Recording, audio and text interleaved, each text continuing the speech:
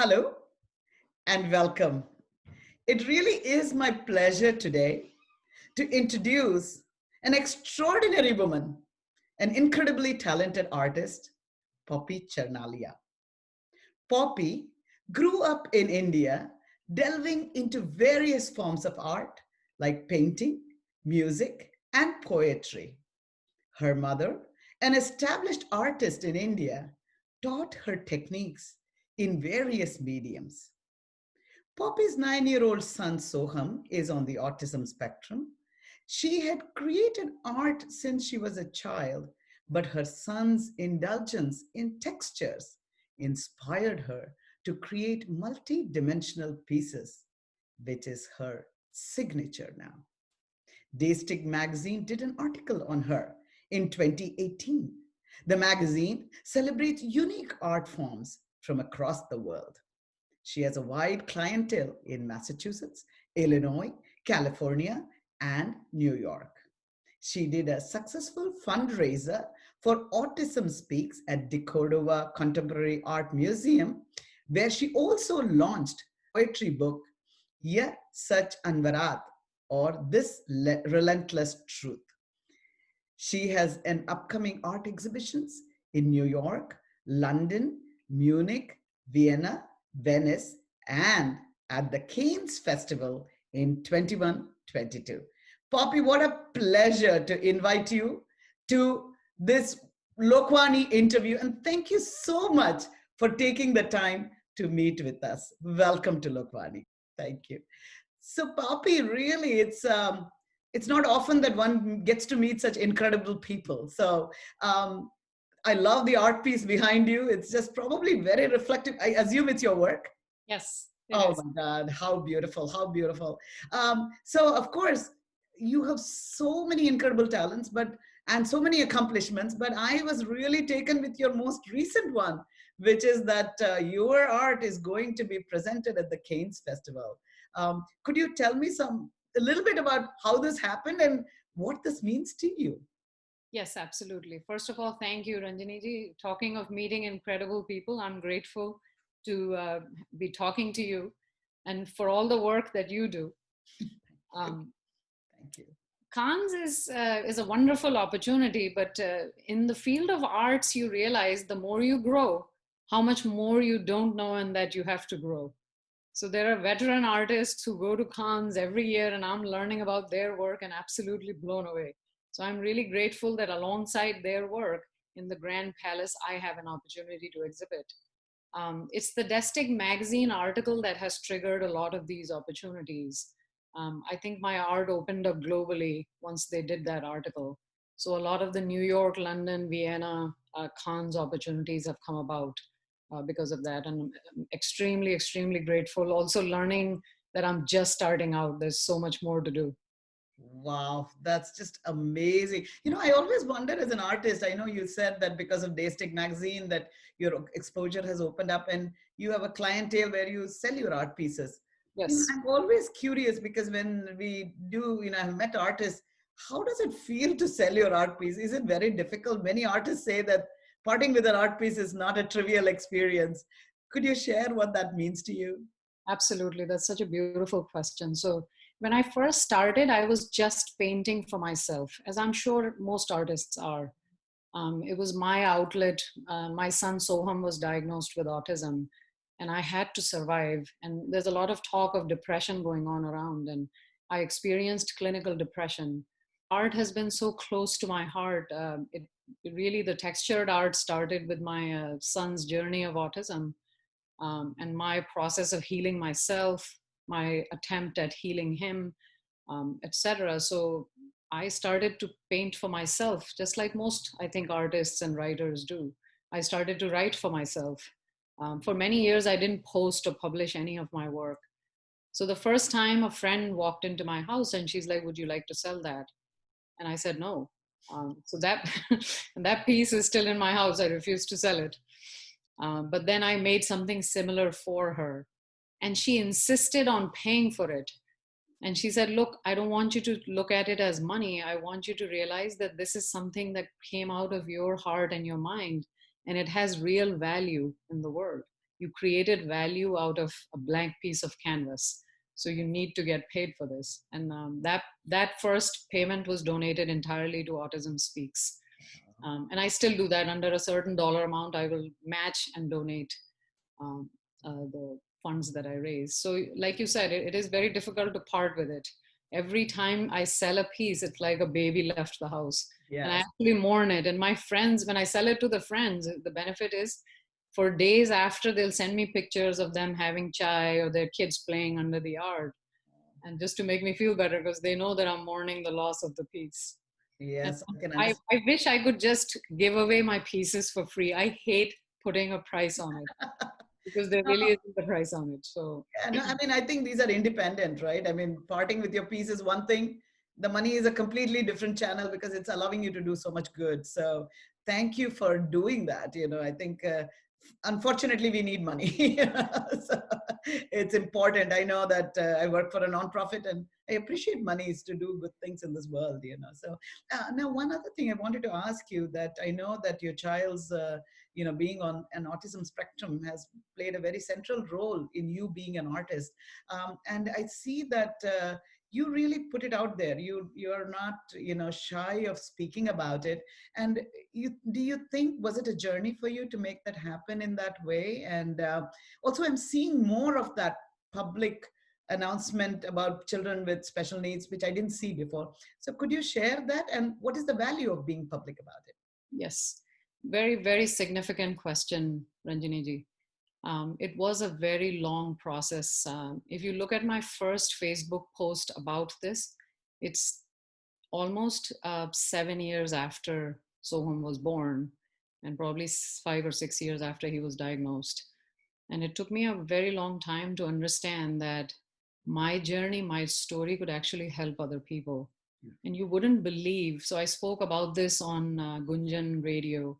I've talked about this on my posts. I have on an average about 15 to 25 to 30 families that call me, not just from the United States. I've had friends who've been in school with me call me from Australia to simply let it out, to simply just talk about it. Now, if they're local, I can help them navigate the system. Um, but if they're in some other country, I can't help them navigate the system. They just want to talk about it. And they just want to feel that, there are other parents who are going through this. Jaya is doing phenomenal work. She has helped me a lot. I'm very grateful to her.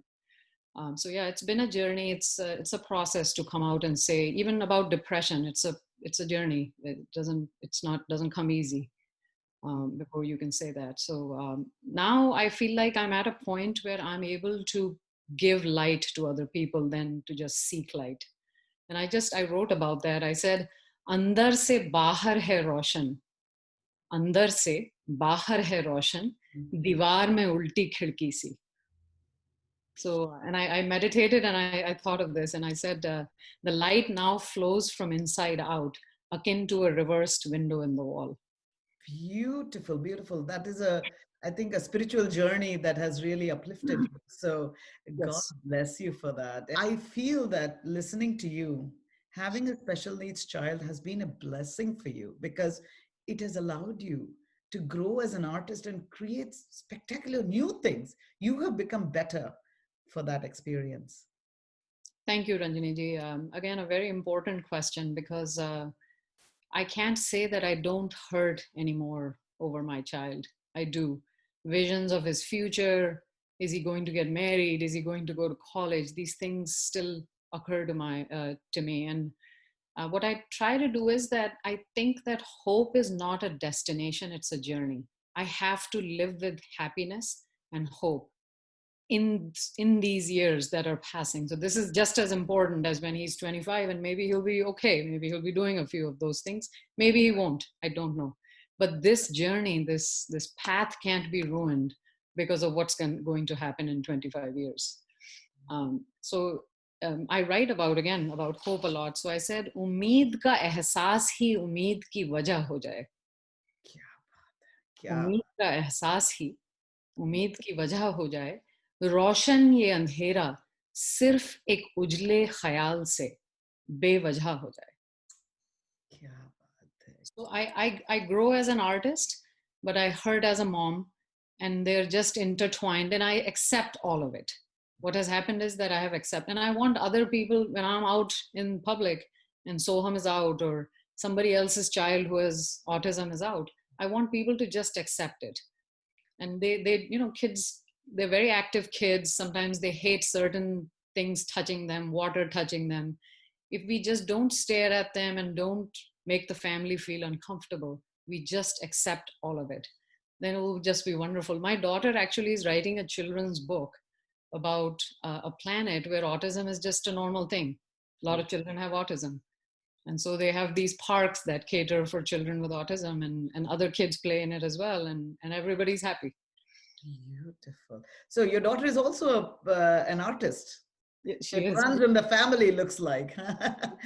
We learning. would love to see her art and her writing. She's only what, 10 years old or She's Soham's twin. She's 9 years old. 9 years old and writing a book? God bless her. God bless her. Glad to see the art continuing from your mother onto your child, and that's beautiful. And now you really indulge in two, I think, forms of art. One is, of course, painting and poetry.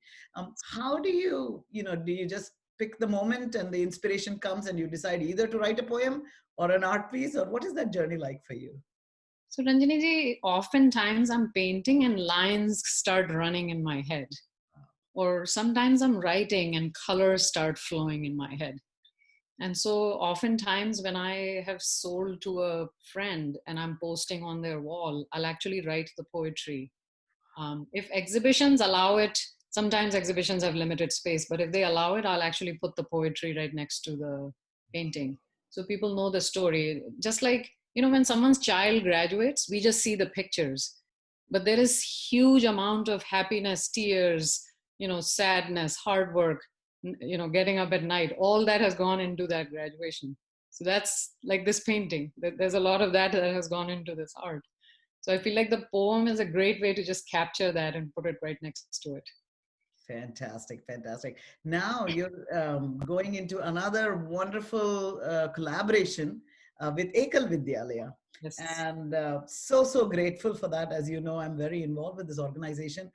So what motivated you and inspired you to become IndiART collaborator? I want to mention that IndiART is an art competition that has been instituted by Ekal Vidyalaya. It's a national competition, and people can submit the art, and all proceeds goes to support Ekal Vidyalaya, which is an organization that runs schools for underprivileged children in 100,000 rural remote villages.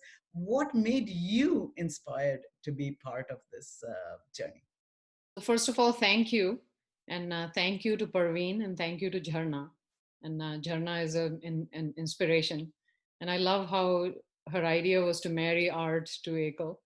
And obviously you were, the director behind this movie. Um, so my thought was that Soham started this art. It better benefit other children out there. How wonderful it is to marry art to human kindness. Now, what could be better? This is the payment for art, if you ask me. This is the real payment for art. So I feel like these children that you're touching are going to in turn be kind to some other person or child. Those people will in turn do that to somebody else. The domino effect is so incredible that it's just I'm so grateful to be part of that, a little part of that domino, that fantastic domino that you've created. So that really is it. It started with a kid, it will end with a kid. That's awesome. And I look forward to all the art that Soham has created, and Priyanshi, and you, maybe, of course, you are very professional, but in your mind as an artist, what value is there for competitions? So this is a great question you asked. So in this scenario where we have created this IndiART, the purpose is just so much higher than the competition. So Priyanshi entered her art. She's like, Mama, I may not win, but I won already. Look at what we are doing, what we are contributing to. To young artists, I always say, I'm like, don't focus on the competition so much. Don't get so competitive that you forget the whole idea behind art. This is not corporate America we are talking about. This is kindness and art. And it's much, much, much higher, much more sacred than the word competition. So while we have to call it a contest, because it is, but the purpose is just so much loftier than the name itself. That's wonderful. So today, I think tomorrow you're going to be offering a workshop. Am I right? Yes. And could you tell us about that? And so kind of you to offer a free workshop. We'd love to know more. So my goal again is to teach people to break the rules.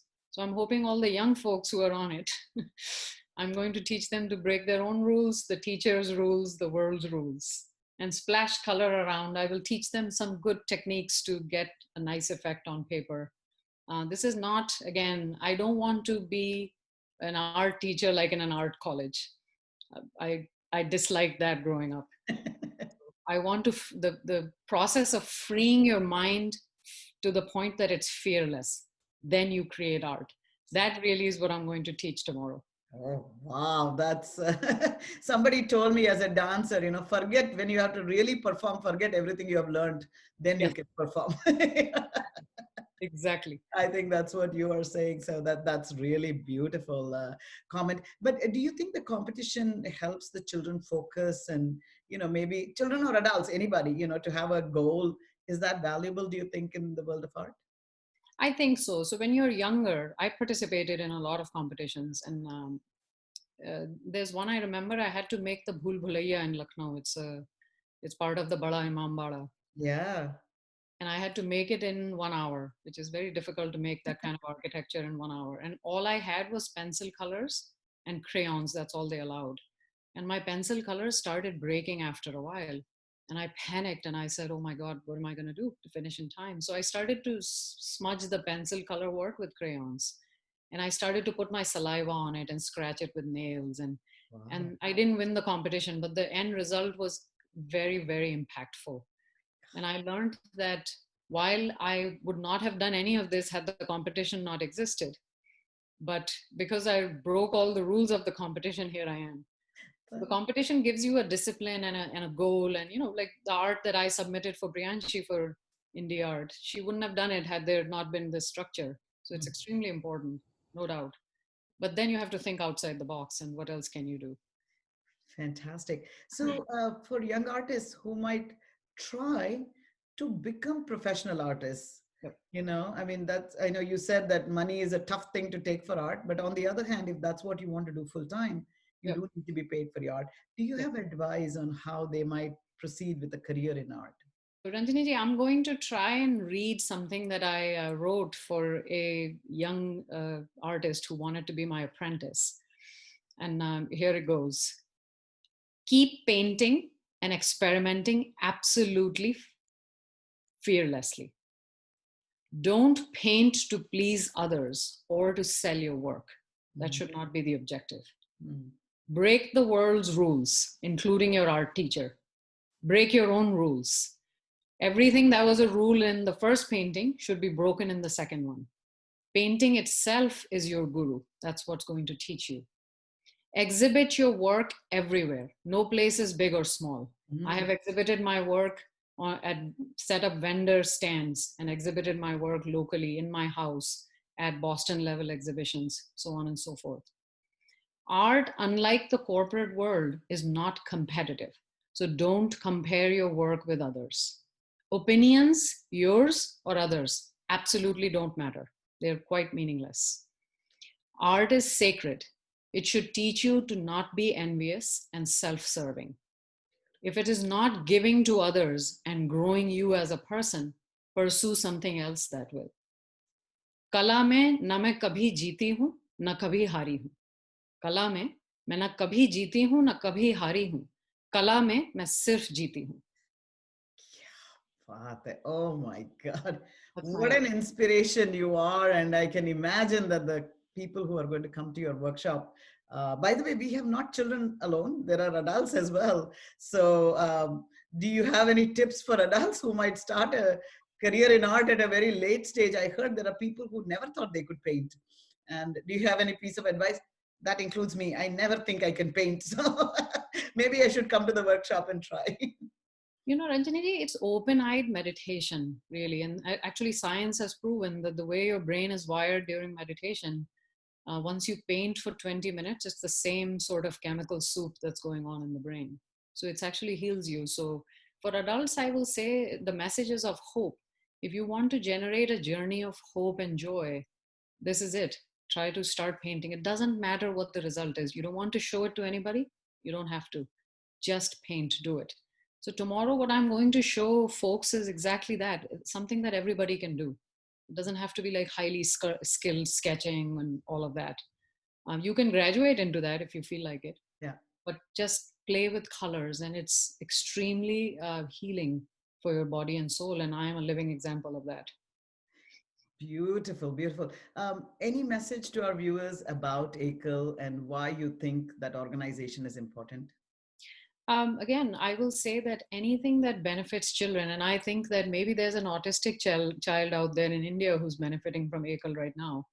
That gives me so much, you know, this is such a beautiful initiative of hope, the journey of hope.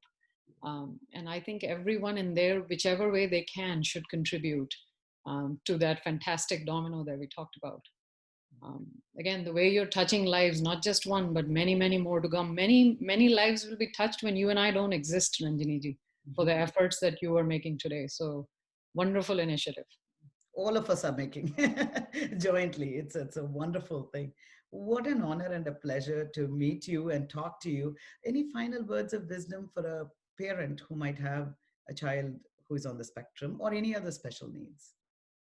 I will say this, it's a twofold healing process. One is that you heal your child, and one is that you deal with your own stigma, ego, uh, grief, all of that, depression, all of that. So I will say that while you're dealing with yourself, try to separate these two items. Just do what you have to do for your kid. Don't wait. A lot of times kids don't get diagnosed early enough and don't get help early enough. And that could mean that the child could go from being verbal to or non-verbal to verbal. So if you get early help, it really helps. But a lot of parents don't do it because they don't want to label their kid autistic, especially in our Southeast Asian communities. So again, while you're dealing with your grief, do what you have to do for your kid. Don't halt that process, and then heal yourself on the side. So if you Beautiful. rationalize it, it's a better outcome.